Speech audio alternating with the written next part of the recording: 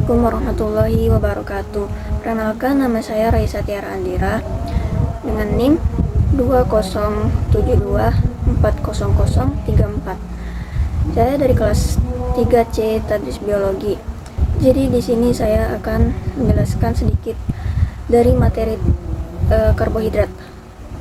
Karbohidrat adalah golongan senyawa organik polihidroksialdehid atau polihidroksiketon atau senyawa lain yang bila dihidrolisa dapat menghasilkan kedua senyawa tersebut yang berasal dari kata karbon C atau hidrat H2O. Perbandingan atom atau molekul karbohidrat selalu mempunyai perbandingan antara hidrogen dan oksigen 2:1. Rumus umumnya adalah CmH2ON. Pengecualian kritik terhadap rumus umum, tidak semua senyawa yang mempunyai perbandingan HO2/1 adalah senyawa karbohidrat. Contoh pengecualiannya yaitu asam asetat yang mempunyai rumus C2H4O2. Penggolongan senyawa karbohidrat berdasarkan susunan molekulnya. Karbohidrat dapat digolongkan menjadi 3 golongan sebagai berikut. Yang pertama, ada monosakarida.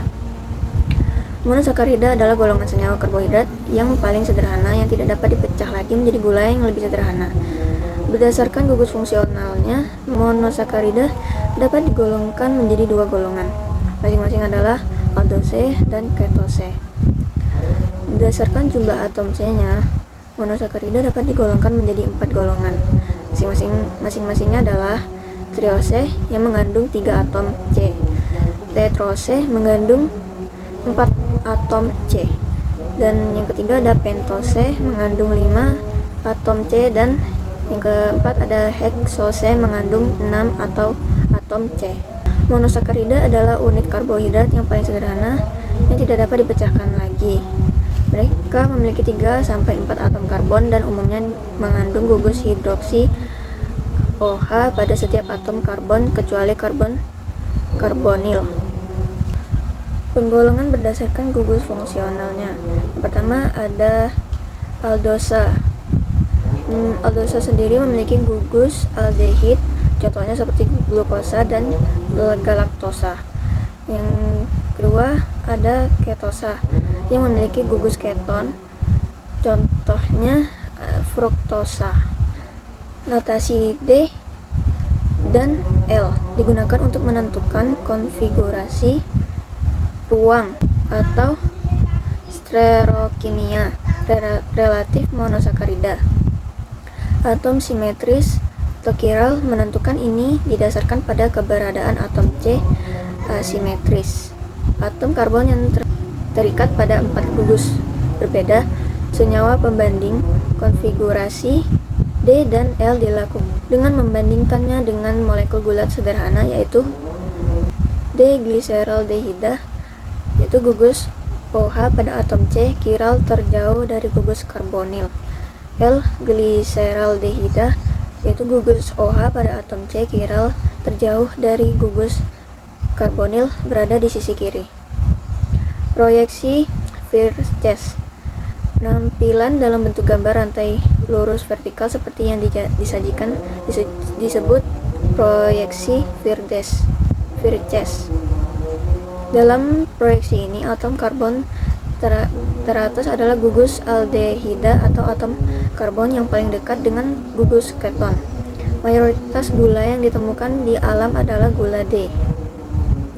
Penamaan gula. Untuk gula dengan atom C asimetris dengan lebih dari 1, notasi D atau L ditentukan oleh atom C asimetrik terjauh dari gugus aldehida atau keto. Gula reduksi dan ikatan glikosidik. Hubungan antara reducing gusar dan disakarida kurang jelas. Pembentukan ikatan glikosidik atau form glycosidic bond adalah reaksi kondensasi antara monosakarida untuk membentuk disakarida atau polisakarida. Tidak semua disakarida, misalnya sukrosa, adalah gula reduksi. Sebaiknya panah form yang langsung menghubungkan monosakarida ke disakarida. Gula dalam bentuk D merupakan bayangan cermin dari gula dalam bentuk L. Kedua gula tersebut memiliki nama yang sama, misalnya D-glukosa dan L-glukosa. Stereoisomers lainnya memiliki nama yang unik, misalnya glukosa monosa, galaktosa, dan lain-lain. Jumlah stereoisomer adalah 2N, dengan N adalah jumlah pusat asimetrik. Aldosa dengan 6C memiliki 4 pusat asimetrik. Oleh karenanya memiliki 16 stereoisomer, 8 gula berbentuk D dan 8 gula berbentuk M. Pembentukan hemiasetal dan hemiketal. Pembentukan hemiasetal pada aldosa, gugus aldehida atau C dari suatu aldosa, misalnya glukosa, dapat bereaksi secara spontan dengan gugus alkohol atau min OH dari atom karbon yang sama, biasanya C, untuk membentuk hemiasetal siklik. Reaksi ini adalah dasar pembentukan cincin prinosa atau cincin beranggota 6. Pembentukan hemiketal pada ketosa. Gugus keton atau C2 dari suatu ketosa, misalnya fruktosa, dapat bereaksi secara spontan dengan gugus alkohol atau min OH dari atom karbon yang sama, biasanya C5 atau C6. Untuk membentuk hemiketal siklik, reaksi ini adalah dasar pembentukan cincin furanosa, cincin beranggota 5 atau piranosa.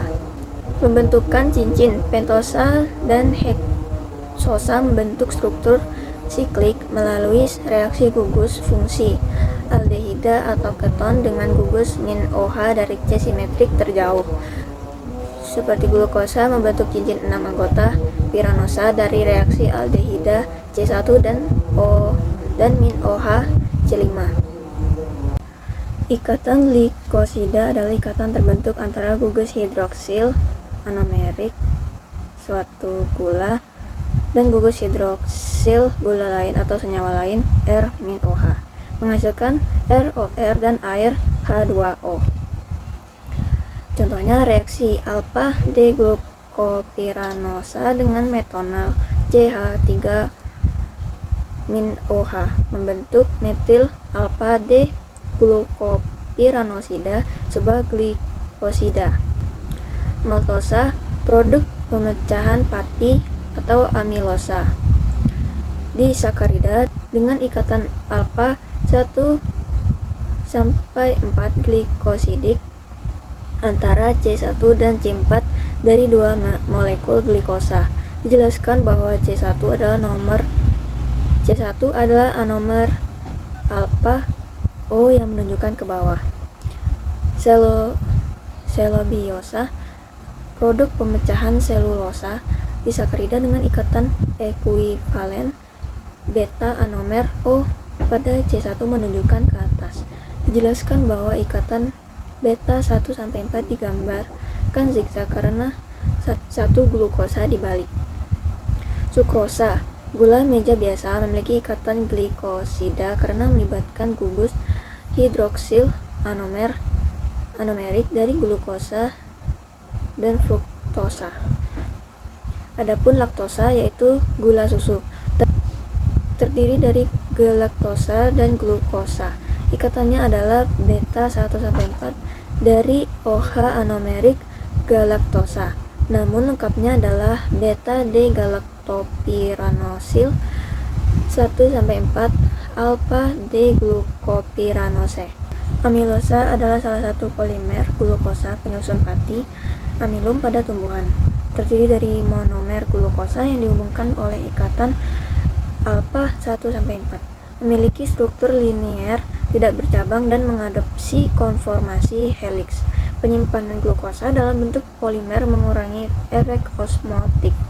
Memiliki reducing end ujung polisakarida dengan C1 anomerik yang tidak terlibat dalam ikatan glikosidik yang dapat mereduksi. Amilopektin adalah polimer glukosa kedua penyusun pati pada tumbuhan. Memiliki rantai utama dengan ikatan alpha 1 sampai 4 dan cabang yang dibentuk oleh ikatan alpha 1 sampai 6.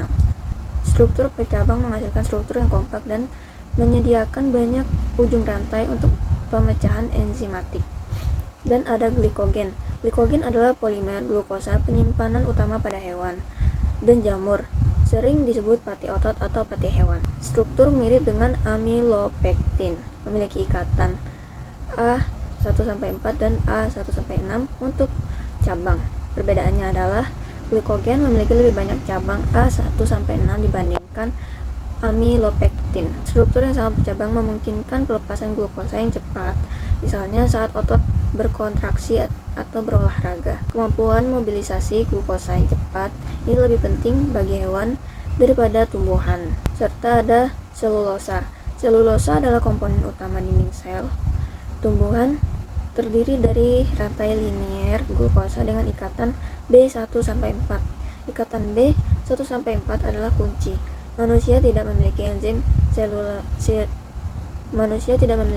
selulose untuk memecahkan ikatan ini. Sedangkan selulosa berfungsi sebagai serat kasar.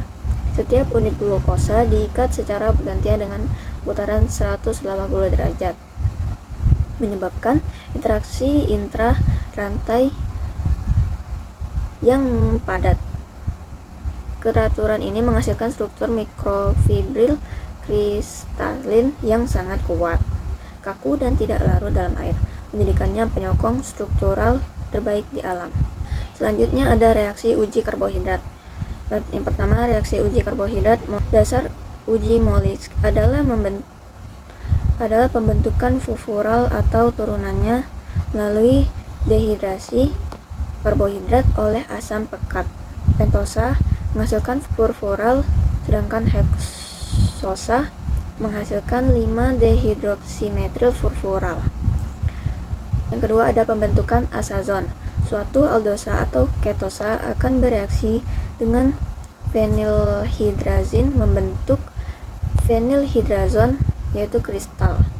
Penyederhanaan reaksi menunjukkan produk fenilhidrazon pertama pada C1 untuk aldosa. Pembentukan asazon sebenarnya melibatkan reaksi dengan 3 molekul fenilhidrazin dan modifikasi pada C1 dan C2 menghasilkan ikatan CN-NH -fenil pada kedua karbon tersebut. Reaksi asazon sangat penting karena gula seperti glukosa, fruktosa, dan manosa menghasilkan asazon yang sama, yaitu kristal berbentuk jarum, menunjukkan bahwa konfigural pada C3 ke bawah adalah sama. Ini adalah identifikasi penting dalam kimia karbohidrat. Ada hidrolisis sukrosa dengan HC1.